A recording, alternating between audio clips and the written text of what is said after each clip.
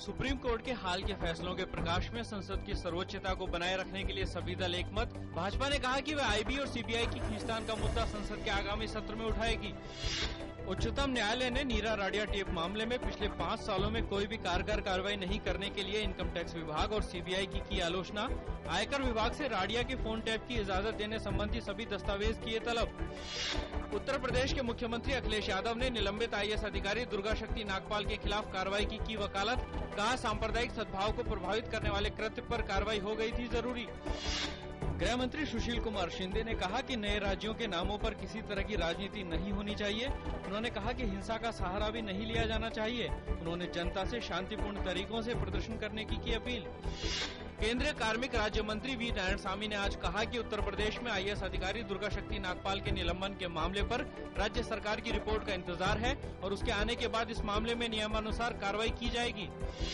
CBI ने कहा, कुंडा के डीएसपी जयाउल हक हत्याकांड मामले में राजा भैया के खिलाफ पर्याप्त सबूत नहीं। राजा भैया के खिलाफ दर्ज एफआईआर को इस मामले में कायम अन्य एफआईआर के साथ शामिल करने की सिफारिश।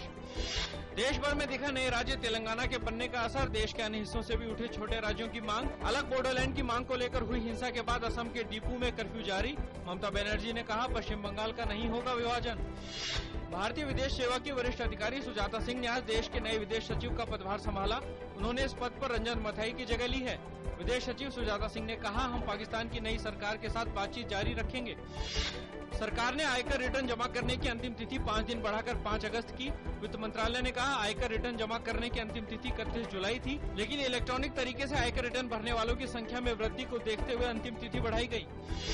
मिस्र में राजनीतिक संकट बरकरार। अबदस्त राष्ट्रपति मोहम्मद मुर्सी के समर्थकों ने विरोध खत्म करने के अंतरिम सरकार और सेना के अल्टीमेटम को मानने से किया इंकार। प्रदर्शनकारियों पर सरकार कर सकती है कड़ी कार्रवाई।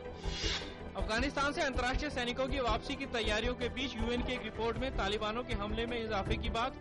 रिपोर्ट के अनुसार साल की पहली छमाही में नागरिकों की मौत के आंकड़े में 23% की बढ़ोतरी।